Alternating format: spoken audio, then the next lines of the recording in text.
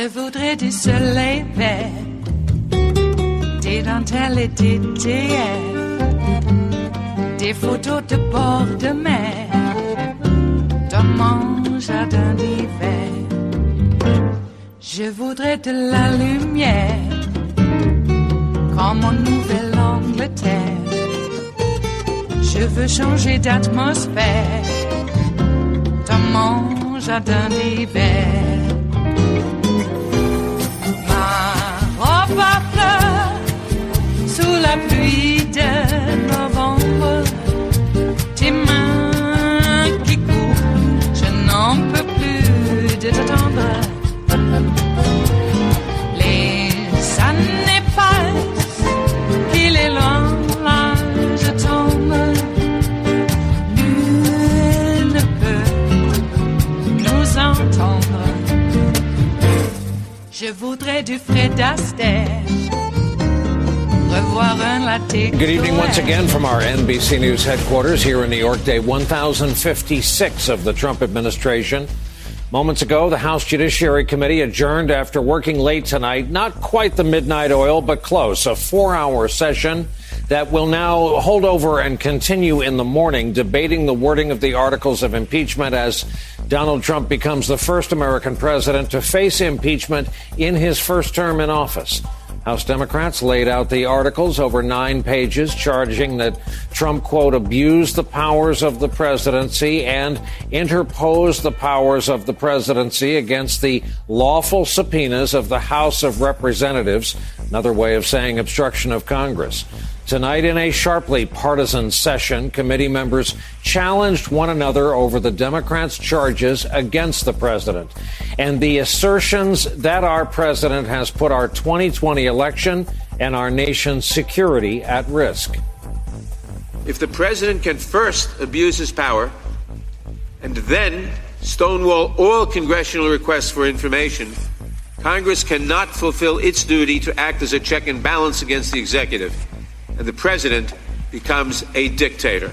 The big lie that we're hearing perpetrated tonight is one, the end justifies the means. The lie is that the sham impeachment is okay because the threat is so real and so urgent and so imminent. It's not just because they don't like the president. They don't like us.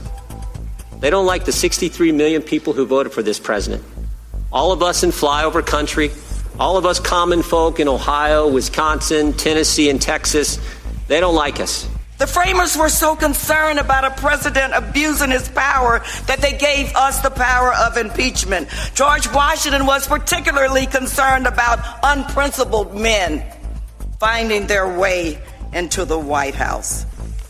Well, those times have found us, and we only have one option, and that's to hold this president accountable.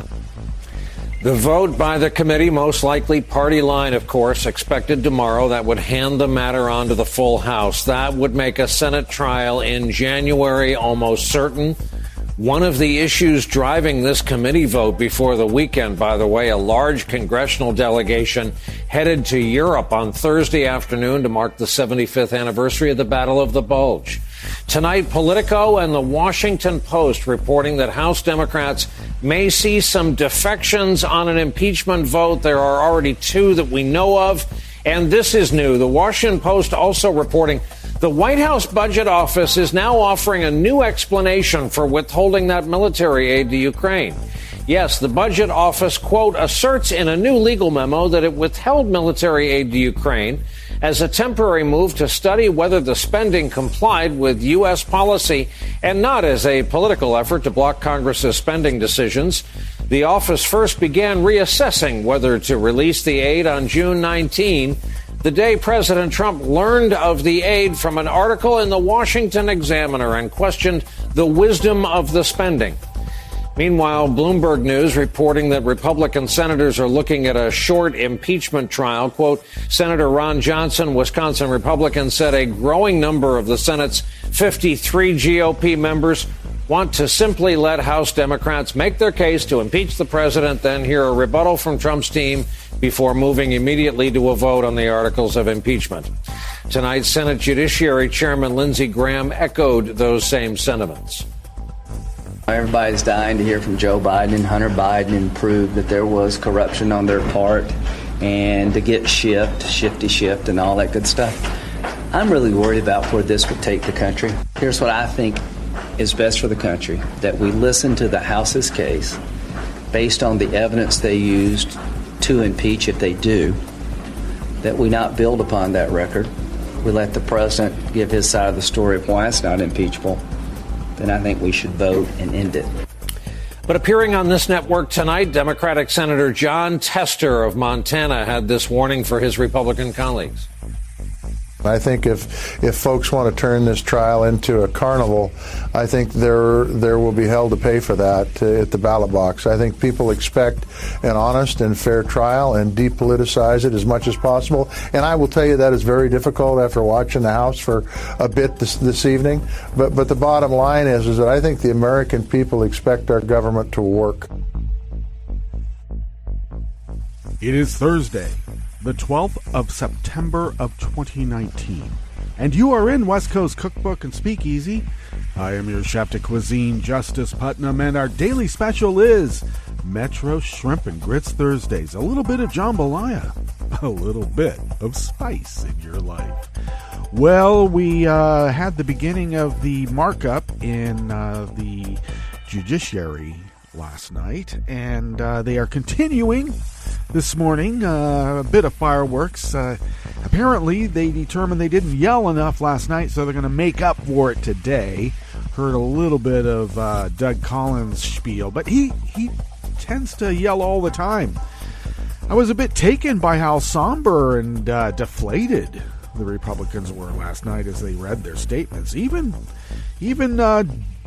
Jungle Jim Jordan. Yes, even he seemed a bit subdued, which is not his M.O., but I'm sure it'll be made up today. And I haven't seen him yet, and he may have gone on. But right now I'm in the bubble, and can't take any more in, really, because we have so much already, as it has been since this guy took office. Now, I want to put the lie, or the truth, to this charge that we wanted to impeach Trump since he took office. There were some of us who thought that he should be impeached even before, but they didn't know anything about civics. Because they sure were talking about impeaching Hillary. They were sure talking about throwing her in jail. And why is the massive FBI bias against Hillary not an issue? Because it seems, now just bear with me here now.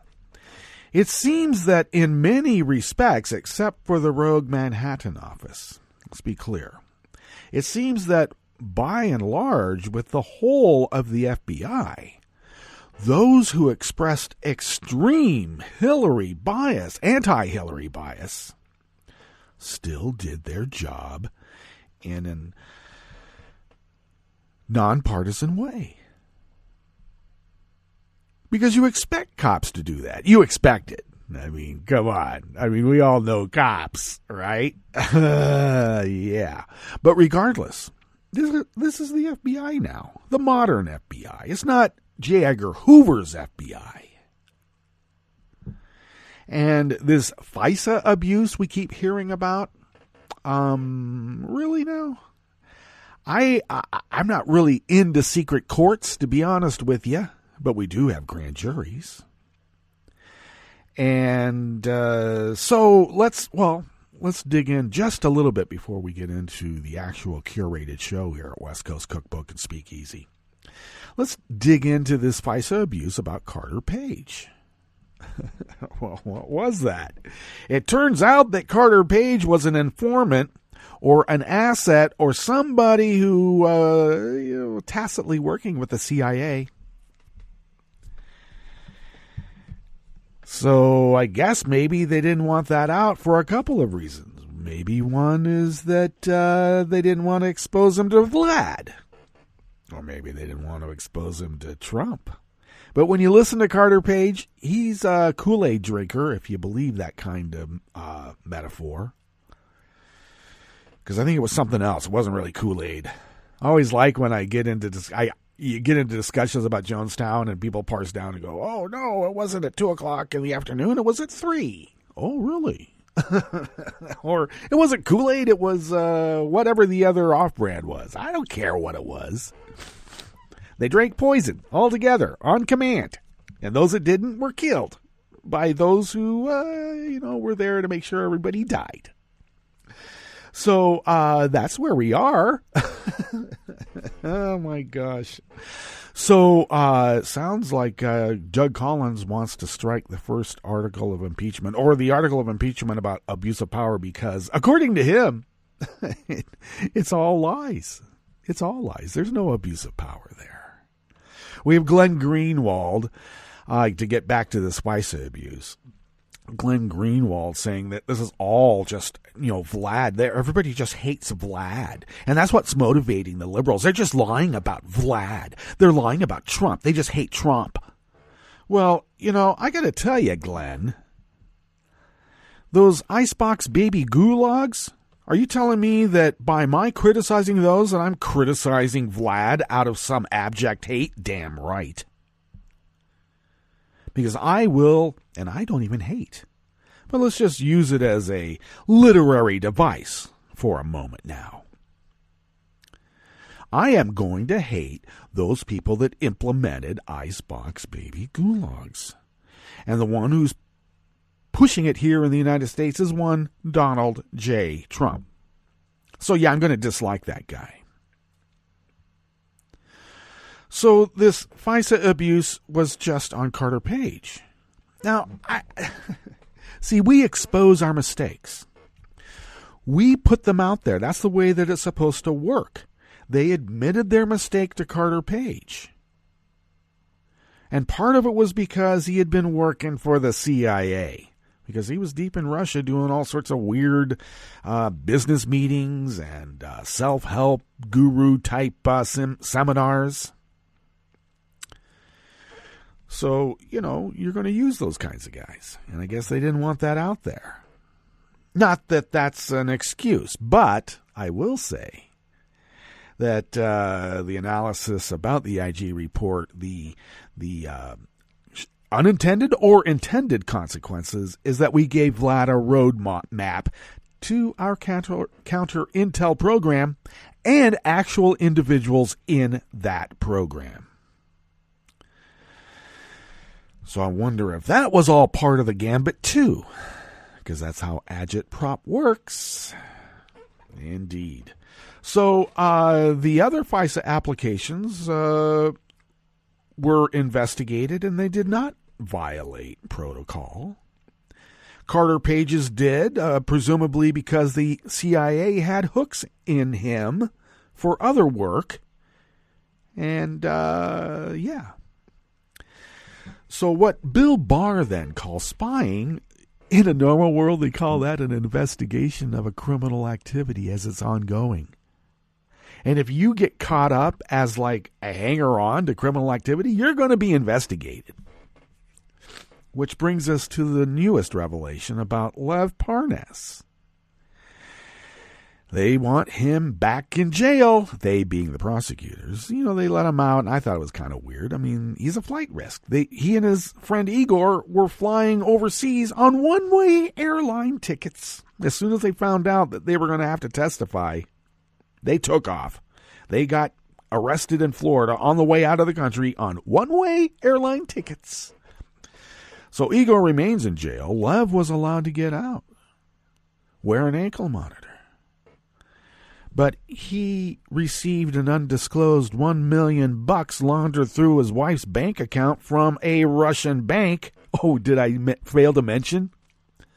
Rudy Giuliani somehow got $500,000 recently. I wonder how much Devin Nunes got.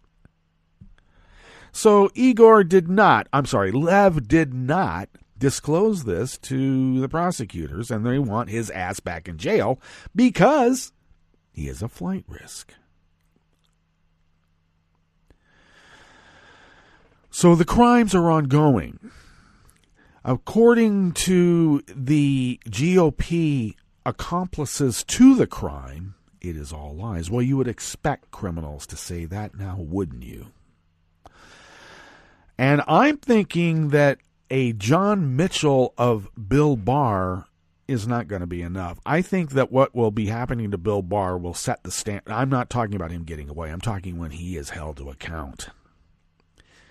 We will all refer to it as being Bill Barred when they suffer the consequences of being accomplices to selling out America. Because we got too many people of color here, and it seems like they're taking over. And they would much rather throw their lot in with the white utopia of Vlad's Russia than protect the Constitution of the United States. What's in the rest of the menu here in the Bistro Cafe of West Coast Cookbook and Speakeasy? Well, at the top, of course, the House Judiciary Committee worked late into the night debating the impeachment case against Donald Trump. And that was a bit of a breakdown there with Brian Williams. Then on the rest of the menu, Trump complained Lindsey Graham didn't get enough airtime to attack the FBI. Now, I have to say I was glad when MSNBC and others broke away from the Republican diatribe, especially after you've heard the same spiel 3 or 4 times. You don't need to hear that anymore. You know, when Doug Collins yesterday invoked the big lie, how dare you, you effing Nazi? They know they are using the big lie. The bigger the lie, and the more you repeat it, people will believe it. He is saying that all of this evidence, all of these convictions of Manafort, Flynn getting ready to go, Papadopoulos, that Vandersnoot guy, the young lawyer from Scandinavia somewhere, he went into jail. All of those are predicated upon lies. That's what they're saying. That is what a big lie is, in contravention of the actual truth. But, they like to get that out there. That's why they're going after Hunter Biden for nepotism and corruption.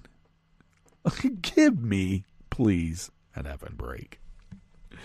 Well, yeah. So, Lindsey didn't get enough time on the television to attack the FBI because television realized this is propaganda.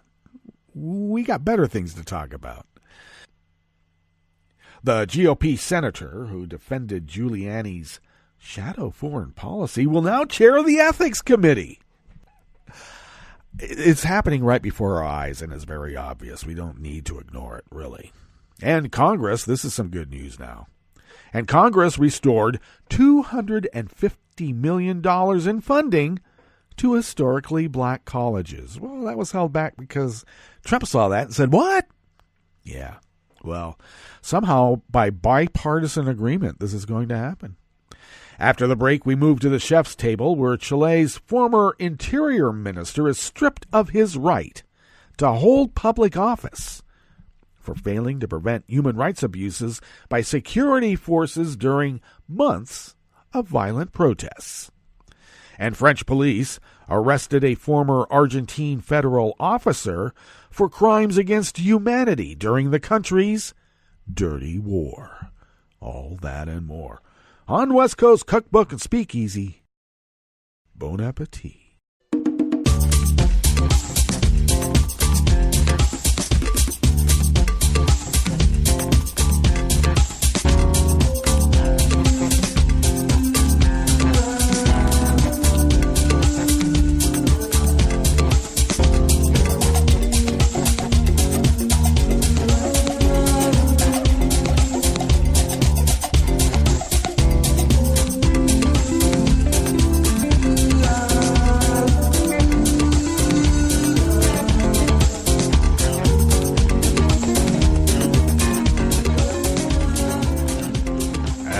Bottom of our homepage at netrootsradio.com. To the rightish of the page is our chat room link, monitored by Kelly Lincoln. Thank you, Kelly. To the leftish of the chat room link at the bottom of our homepage at netrootsradio.com is the link to our Patreon page. All kidding aside, if you could please become a recurring Patreon of Netroots Radio. Your recurring contribution helps us pay our bills, and we have been accumulating funds to be able to purchase some newish machinery, which seems even more dire than even before. So though these many 8 years, we've been broadcasting 24/7, 365, continuous resistance around the clock, around the calendar, around the year, for 8 years. And we have been able to do that because of your generosity. And halfway in between that 8-year stint, we had to replace the machinery we started off with some newish machinery, which is what we have now. And though workhorses they be, they've been worked like horses, and they need to be put out to pasture a little bit easier life as they ease out of their digital existence. So thank you for your generosity in allowing us to do that. And just a programming note, when we make those changes, I don't know how long that will take. I mean, it's not going to be a long time. But bear with us. We'll give you plenty of warning, and we'll try to make that change over. You know, it's hard because since we broadcast around the world, it's morning somewhere, everywhere at some point. So we'll try to affect those changes when it impacts the least. We'll try, but we'll give you a heads up when that happens. Because obviously we got to get software loaded up and make sure things get linked up and all of that as well. My gosh. If you would like to follow Netroots Radio on Twitter, it is so simple. Just go to @NetrootsRadio. Tom takes care of that, and we are forever indebted to Tom for not only that, but everything that he does. Oh, and also Kelly. She does much more than monitor the chat room. Come on. If you would like to follow me on Twitter, do so. That's probably a good place to follow me. And you can do so at Justice Putnam. Who am I? And I also post the show notes and links diary on Daily Codes about 10 minutes before showtime, and then get that linked up on social media. If you would like to follow the show on Twitter, you can do so at Cookbook West, though really I just post the show notes and links diary, and also the podcasts. Links to the podcast, which you can get by way of Spreaker, Stitcher, TuneIn, iHeart, YouTube, iTunes, and really wherever fine podcasts can be found. Among all the rest of us, we're in there too. Alrighty. Before we get in here, some more news about that Parnas $1 million, Lev, that went into his wife's bank account. And I conjectured, I wonder how much Nunez got. Well, that was before I made that statement, before I found out that Nunez's call records show him calling Lev Parnas' wife right around the time $1 million was deposited into it. Wow. I suppose if I was viewing this detective novel that had been filmed and put on TV, not just a regular movie, but on TV, because they're the easiest to figure out. Yeah, we're figuring this out like it's, an Angela Lansbury production. I actually like that show because it was around Bodega Bay, I think, along the California coast. That's why I like that show. But it was pretty two-dimensional, if you ask me, and fairly simple to figure out. I could figure it out within the first 10 minutes of the show. Who done it? So here we have Devin Nunez calling up Lev Parnas' wife because she's the paymaster. All right. Just want to be sure that we're all clear on this now, because this guy is getting impeached and the crimes are continuing. I've also heard that, we can't impeach again. Yes, we can. It might take some time, but we can do it really the unlimited amount of times. And we'll be fought every inch of the way, of course. All right, let's get into this first offering here in the Bistro Cafe of West Coast Cookbook and Speakeasy, and it is by Emily Singer out of the American Independent. The Trump campaign yesterday, Wednesday, issued a statement panning the media for not airing Lindsey Graham's opening statement at a Senate Judiciary Committee hearing with the Department of Justice Inspector General, calling it censorship. Well, actually, you know what? They can get it on C-SPAN. Because I have to tell you how many times I've wanted to watch particular things on cable and regular news, and they don't have it. So I go to C-SPAN. Graham was leading a hearing with the Inspector General, who issued a report saying that the Russia investigation into Trump was legitimate and that Trump and his campaign were not spied on, as Trump has claimed. Trump, however, has falsely claimed the report vindicates his belief that he was a target of a politically biased deep state. And Graham attempted to back up Trump's false claims, which is likely why Trump and his GOP allies wanted Graham's statement aired on every cable network. Because if you're going to be telling the big lie, you got to make sure it goes big. After airing every last second of Democrats' opening statement, plus Democrat staffers talking to each other throughout 6 extremely boring impeachment hearings, CNN refused to air Senate Judiciary Chairman Lindsey Graham's opening statement in the hearing on the IG report today. The Trump campaign whined in an email. The campaign statement suggests it believes a hearing about an Inspector General report is as important as the impeachment hearings. Other Republicans also complained that the IG hearing was not shown on wall-to-wall television. Really? I've never seen an IG report shown on wall-to-wall television, but I suppose if you're going to tell absolute lies, the exact opposite of what the IG report says, of course you want that out there because, hey, it's out there. We're smarter this time, Trump. Okay? We gave you the benefit of the doubt last time, and what did you do? You screwed us. And then when you got caught and you got away with it again, you screwed us again. You know? Russian agitprop me once, shame on you. Russian agitprop me twice, shame on me. Continue to Russian agitprop me, and we're going to impeach your ass, mofo.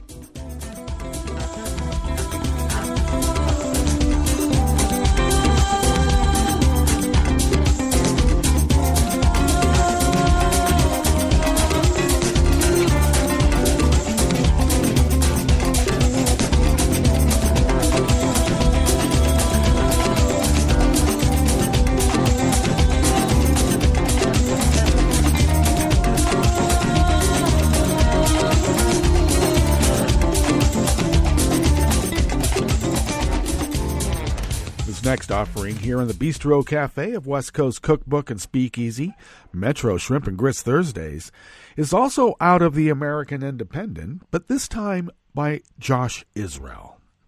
Senator James Lankford, Repug of Oklahoma, I added the E-Pug, you know why? Because I can, has reportedly been tapped to become the new chair of the Senate Select Committee on Ethics next month. Lankford has staunchly defended Trump and those around him, even as their ethical scandals have mounted. Recently, Lankford dismissed concerns about Trump's personal lawyer and de facto Secretary of State, Rudy Giuliani. Part of the challenge is not a shadow foreign policy. It is doing political work for the president as well as legal work. Obviously, Rudy has been very engaged, trying to defend the president on all these accusations with Russia. And he told that on WBUR's On Point in late September. I guess that's the TV station in Oklahoma, I think.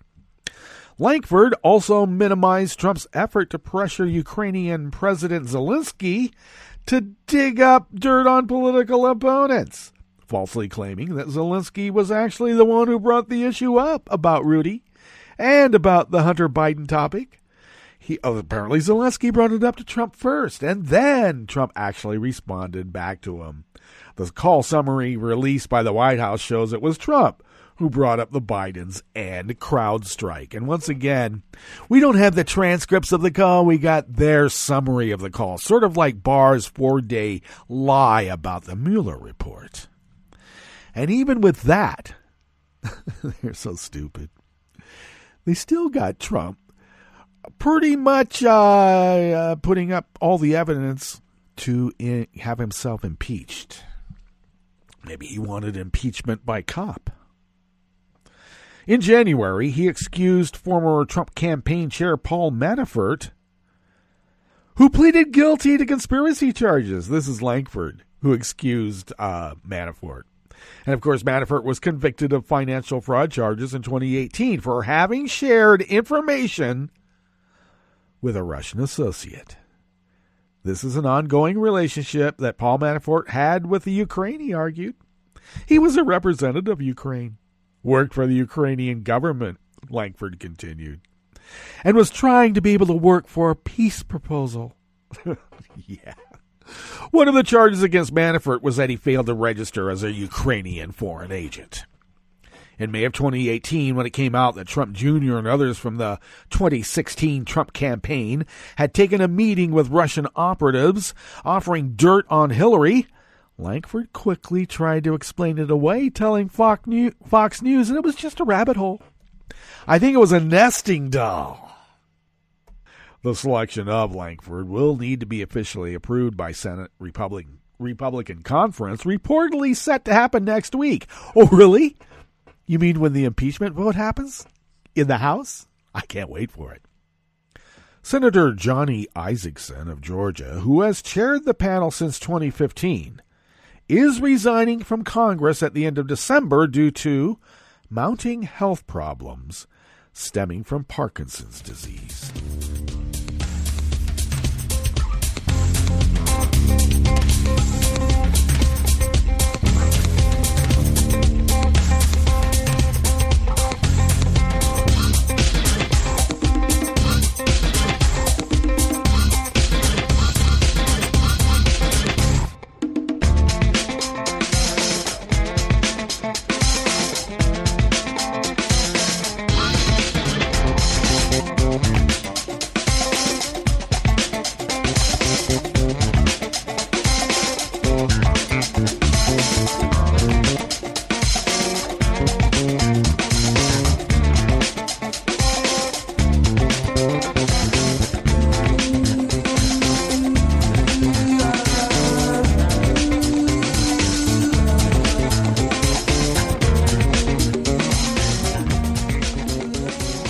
Final offering here in the Bistro Cafe of West Coast Cookbook and Speakeasy comes our way by anonymous worker bees from the Associated Press. And before I begin in this offering here, it is very heartening, but apparently according to Trump and his clan with a capital K, being able to legislate, come to a bipartisan compromise is considered weak sauce. Especially during the impeachment. He was at his Nuremberg rally in Hershey, Pennsylvania, spouting off about the trade agreement that the House passed. That he didn't mention it's going to die in the graveyard in Mitch McConnell's Senate. Moscow Mitch, the Grim Reaper, will just let it languish there. He's already said that. But Trump offered it up as pretty much evidence that we Democrats, with the emphasis on rats, are nothing but a bunch of weaklings, and that the impeachment thing is just all a hoax because, look, I got my trade agreement. He has no idea how America works. After months of negotiation, Congress gave final approval for a bill promising to restore more than $250 million a year to the nation's historically black colleges and universities, along with other institutions that teach large shares of minority students. The House voted 319 to 96 in favor of the legislation, and the Senate voted hours later to approve final changes to the bill. It will save a source of funding that expired at the end of September and now make it permanent, bringing relief to scores of schools that were bracing for the possibility of deep budget cuts. The legislation, known as the Future Act, also makes changes to simplify the free application for federal student aid, or FAFSA, the federal form college students fill out to check their eligibility for financial aid. The legislation will make it easier for the Education Department to gather information directly from the IRS, which will reduce at least 22 questions on the form. The FAFSA simplifications are estimated to save $2.8 billion over a decade, which will be used to pay for the annual funding to to minority institutions. Well, let's get to our break, and when we get back from that break, we are going to go through weather from around the world, and boy, do we have weather. And we are going to finish up with the stories that we have curated for you today. You are listening to West Coast Cookbook and Speakeasy, and we will be right back. You are listening to netrootsradio.com. Please hang up and try again.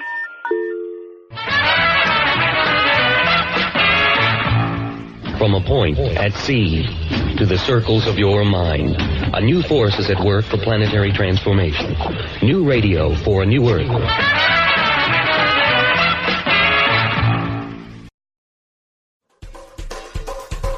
This is Scientific American's 60-Second Science. I'm Suzanne Bard.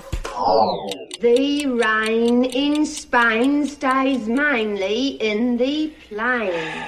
The rain in Spain stays mainly in the plain. Why can people speaking the same language have such different accents? The short answer? New accents begin to develop when isolated groups of speakers start making nearly imperceptible changes to the way they pronounce words. Accent development is the first step in language change. 1,500 years ago, languages like English, Dutch and Swedish were actually all dialects of the same language, but of course then they diversified over time. University of Munich linguist Jonathan Harrington.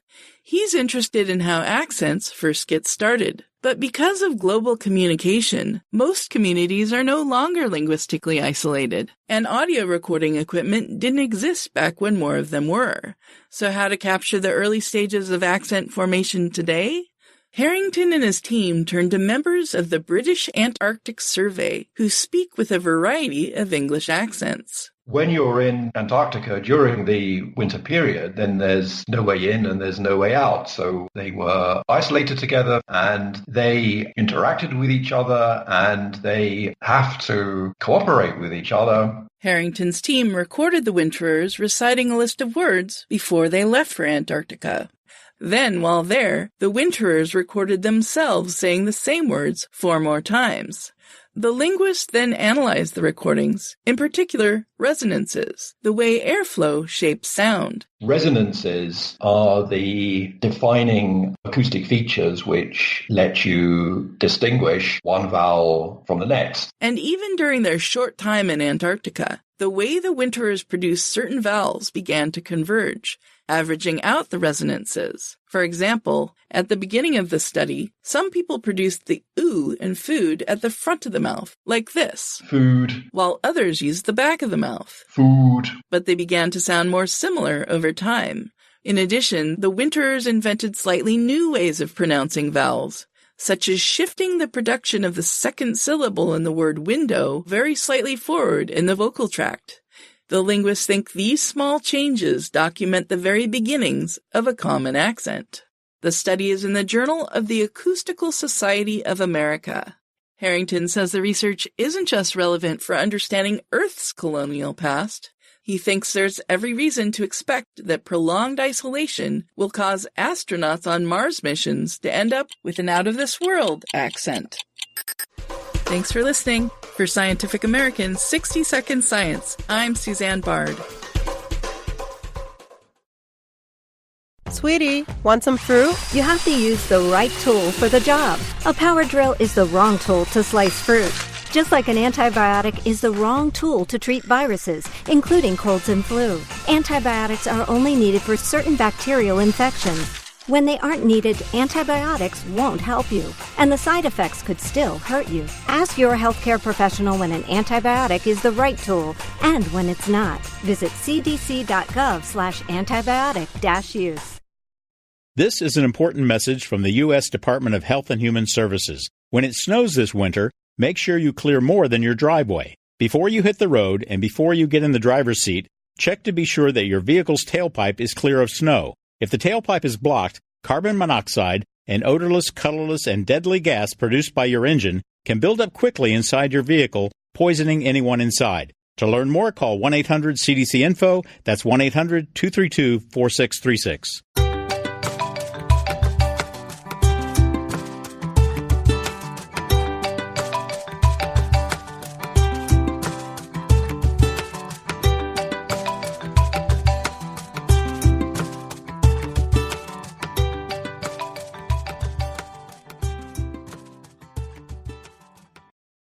Hi, it's Tom.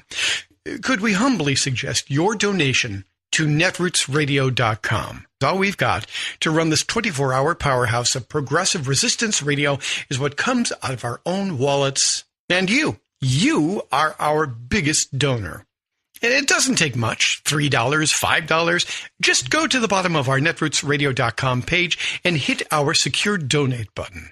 Heck, you can even make a recurring contribution, and you'll get a wondiferous pair of Netroots radio stickers for application to your backpack, your bumper sticker, or your banjo. Well, it's up to you which backpack you want to put it on. So donate what you'd like at the bottom of our netrootsradio.com's homepage, because you are our biggest donor. netrootsradio.com. Together, we are Resistance Radio.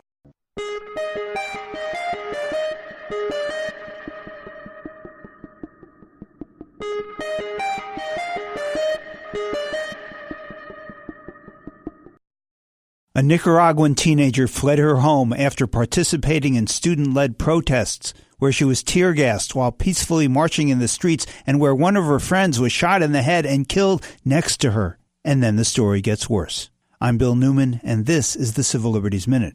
I am sharing with you an email I received from the ACLU, which goes on to say, as the government cracked down on protesters, her family was visited by men who said they were supporters of the government, and they told her sister that they would kill this teenager, along with the rest of her family. She thought the U.S. would provide a safe haven for her, and so she traveled to the border near El Paso, where she pleaded for asylum, and our government's response? She was placed into the Migrant Protection Protocols, the MPP, also called Remain in Mexico. That program, unrolled this year, forces asylum seekers who have reached the U.S. to remain in Mexico, where they have to fend for themselves for an indefinite period while awaiting their court dates in the U.S. This teenager is now stuck in Ciudad Juarez, a city known for cartel-related violence and mysterious disappearances of young women. Sadly, this story is not unique. Persons placed into MPP face insecurity, homelessness, and extreme danger. The ACLU says MPP is illegal and has gone to court to challenge the Trump administration. Hopefully in court, decency and due process will prevail. The Civil Liberties Minute is made possible by the ACLU because freedom can't protect itself. I'm Rick Smith, and this is Labor History in 2. On this day in labor history, the year was 1964. That was the day that half of the labor force of France ended a strike that had ground the country to a halt. The strike started on December 10th, and it's estimated that 9 million people participated in the work action. Frustration had been growing amongst French working people since the end of World War II. 2 million of the strikers were civil servants. The main issue of the strike was wages for public workers. Workers were angry that their wages were being eroded by the ever-increasing rate of inflation. In addition, they wanted their wages to be more competitive with pay rates found in the private sector. Striking workers included pool attendants, garbage collectors, postmen, teachers, and bus and subway drivers. Train service into Paris was effectively halted. The public workers were joined by many in the private sector who could not get to work due to the transportation shutdown, and who were also angry about stagnant and declining wages in the country. Telephone service in the country was silenced. The strike impacted electric power in the country and kept factories idle. Half of the nation's entire power grid was disrupted. The City of Lights had fallen dark. An effective demonstration of the power of labor. The Chicago Tribune reported that many French stores sold out of their year's supply of candles due to the blackout. Some people went to local churches to purchase candles. In many ways, the 1964 strike was a dress rehearsal for even more extensive strikes that were to follow. 4 years later, in May of 1968, 11 million workers went on strike. They were joined by many university students in a call for changes in the French government. Solidarity forever. Solidarity forever. Solidarity forever. Like what you hear? Check out more at laborhistoryin2.com. I read the news today, oh boy. It's time for Nicole Sandler's What's News from NicoleSandler.com and the Progressive Voices Network. Capitol Hill was busy on Wednesday with 2 high-profile hearings vying for the lead. The Senate Judiciary Committee heard testimony from the Department of Justice's Inspector General Michael Horowitz regarding his report on the origins of the Russia probe. And their counterpart in the House began the markup on articles of impeachment with opening statements from all 41 members of the committee. Yet the nightly news programs didn't seem to get the memo, as ABC, CBS, and NBC all led their broadcasts with the shooting at the Jersey City kosher market. All three then covered other stories, including the Harvey Weinstein tentative settlement, New Zealand volcano, and Arctic blast. Although ABC and CBS did cover the Inspector General report as their third story, impeachment didn't come up on any of the three until story number 4. Seriously, the main news sources for much of the country prioritized the New Zealand volcano and weather over the impeachment of the president. Even the New York Times is relegating impeachment to back pages. The first edition of the New York Times front page on Thursday features only a small blurb indicating that the House Judiciary Committee, quote, met at night to debate the articles, and it refers readers to page A19 for coverage. One place newspapers are taking notice of the impeachment is on the opinion pages. It began with the Boston Globe last Thursday, December 5th, with an editorial headlined, Impeach the President. The LA Times followed on Saturday when its editorial board proclaimed, quote, we've seen enough. Trump should be impeached. On Tuesday, the Washington Post joined in, presenting The Case for Impeachment as its lead editorial. And on Thursday, USA Today readers are waking up to their pronouncement, Impeach President Trump. Who's next? There is one other media story worth reporting today. Sinclair Broadcast Group, the very conservative media group that owns nearly 200 local TV stations around the country, announced that they're scrapping their must-run political commentary segments from former Trump aide Boris Epshteyn. It seems that viewers weren't so enthusiastic about the propaganda. The move is allegedly part of a company-wide effort to move away from political commentary in favor of investigative journalism, or so the network said on Wednesday. But the impeachment process continues, whether the media covers it or not. On Thursday, the House Judiciary Committee continues the process of debating the 2 articles which charge Donald Trump with abuse of power and obstruction of justice over the Ukraine scandal, with a committee vote expected before the end of the day and a vote in the full House sometime next week. Another story the media has woefully ignored is the right-wing takeover of the United States court system. Mitch McConnell and Donald Trump confirmed their 50th circuit court judge in just 3 years on Wednesday. That's only 5 short of the total number Obama confirmed during his 8 years in office. This time on a straight party line vote, Senate Republicans voted to make Lawrence Van Dyke a lifetime federal judge, despite the American Bar Association rating him not qualified because, according to his own colleagues, he is, quote, arrogant, lazy, an ideologue, and lacking in knowledge of the day-to-day practice, including procedural rules. And they're not done yet. McConnell vows to try to cram through 10 more lower-level judges to lifetime appointments next week alone. The House on Wednesday passed a $738 billion defense policy bill that authorizes the creation of a space force as the 6th branch of the military and gives federal workers 12 weeks of paid parental leave. The bill, which passed 377 to 48, also gives troops a 3% pay raise. This is a compromise bill, which doesn't include any provisions related to Trump's border wall, and also drops several items touted by progressive Democrats, including blocking Trump from taking military action against Iran and banning the sale of certain munitions to Saudi Arabia. The bill still has to pass the Senate, but Trump has said he'll sign it. British voters going to the polls on Thursday in an election Prime Minister Boris Johnson called to break the impasse over Brexit. Johnson, who was a leader in the push for the UK to leave the European Union in a 2016 referendum, campaigned under the slogan, Get Brexit Done. He also promised to increase spending on health, education, and police. His main rival, Labour leader Jeremy Corbyn, urged voters to shock the establishment and vote for hope, warning that Johnson and his Conservative Party would open Britain's National Health Service, quote, to take over by American megacorporations and carry on with more cuts. We should know the results tomorrow morning. Donald Trump on Wednesday signed an executive order ostensibly designed to fight anti-Semitism at colleges and universities by barring federal funding for schools if they don't do enough to fight it. The signing ceremony took place during the White House Hanukkah reception.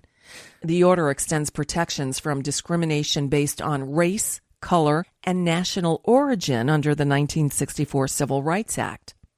The Anti-Defamation League praised the order, but J Street, a liberal Jewish American lobbying group, criticized it by saying it appeared to be, quote, designed less to combat anti-Semitism than to have a chilling effect on free speech and to crack down on campus critics of Israel. And to make things even more offensive, Trump invited evangelical bigot Robert Jeffress to speak. Jeffress has a long history of hateful comments toward other faiths and has said of Judaism, you can't be saved being a Jew, and has proclaimed that Jews are all going to hell. Happy Hanukkah to you too. And that's just a bit of what's news for now. I'm Nicole Sandler. If you appreciate these reports and the Nicole Sandler Show, I hope you'll consider making a contribution. My work is 100% listener supported, and I can't do it without your help. Find out more at NicoleSandler.com, and please click on that donate button.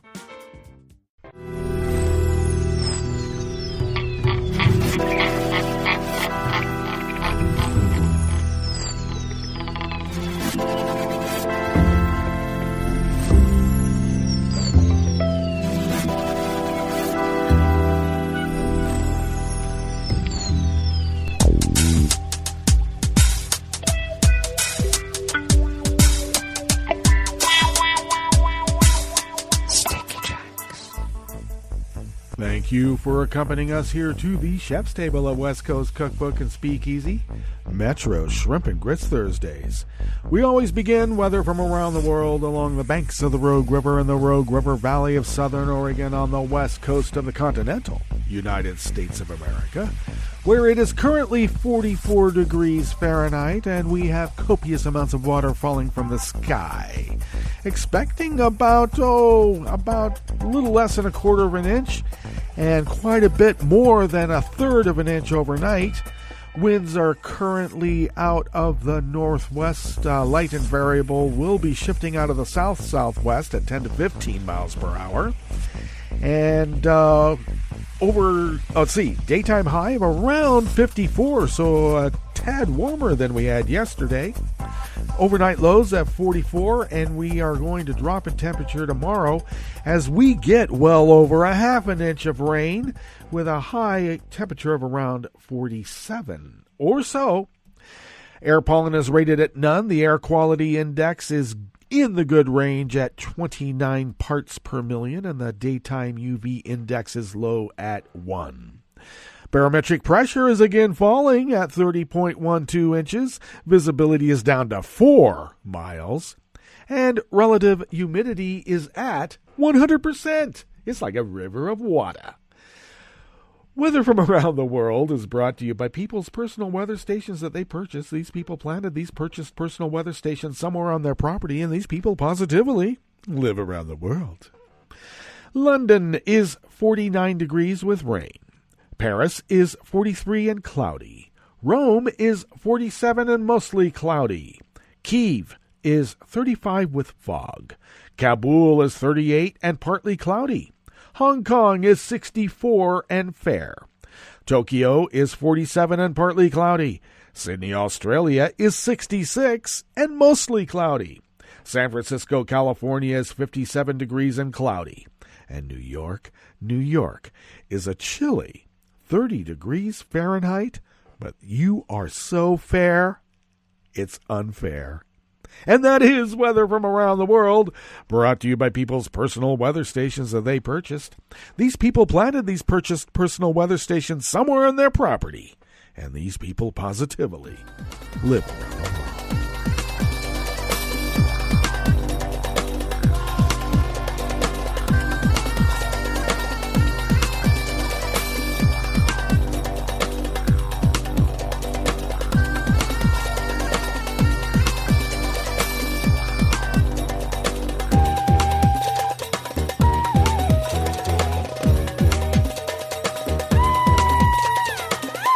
Dave Sherwood of Reuters brings us this first amuse-bouche here at the chef's table at West Coast Cookbook and Speakeasy.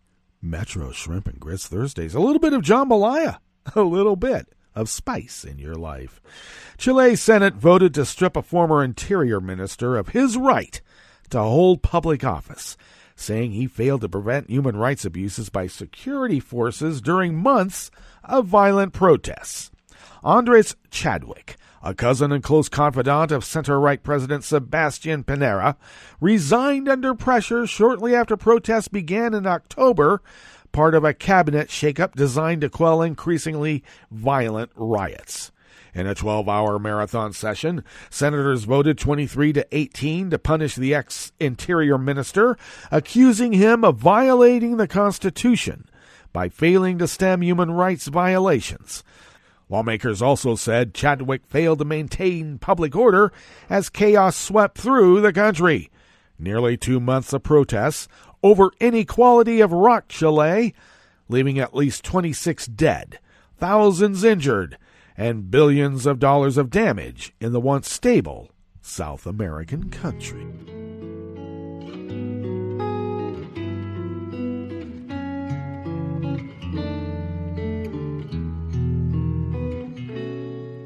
Je te donne ce mon amour pour la vie entière, la promesse de me trouver à tes genoux.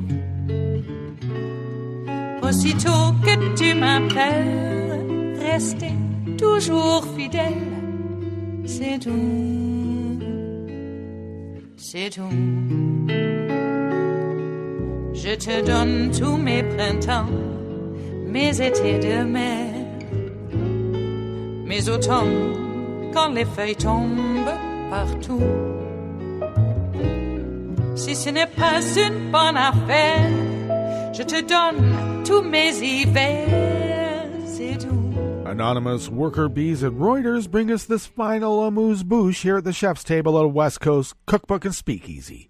Former police officer Mario Sandoval, accused of crimes against humanity during Argentina's dirty war 4 decades ago, was arrested by French police yesterday, Wednesday, after years of legal tussles.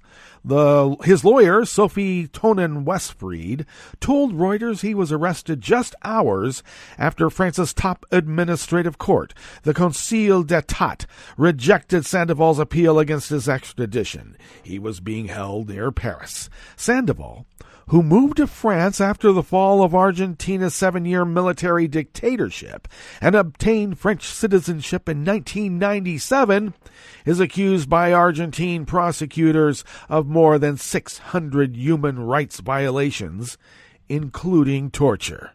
He was a former federal police officer and is accused of committing crimes at a secret prison, where he was a specialist in fighting what the military called subversive elements. As many as 30,000 people were murdered in Argentina during the 1976 to 1983 dictatorship's so-called dirty war against suspected leftists, political dissidents, and teachers, I must add, according to human rights groups. Like dropping dissidents, teachers, leftists out of helicopters, maybe 1,500 feet above a shark-infested ocean. Sometimes just over the jungle. Nice guy.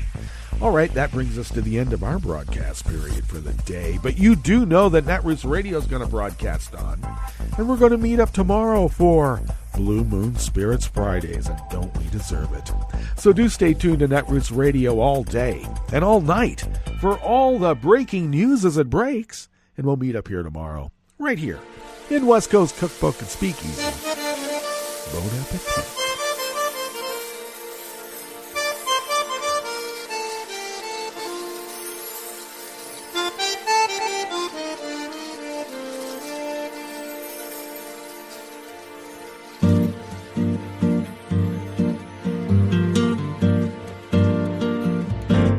Je voudrais du soleil vert, des dentelles et des théères, des photos de bord de mer, dans mon jardin d'hiver. Je voudrais de la lumière,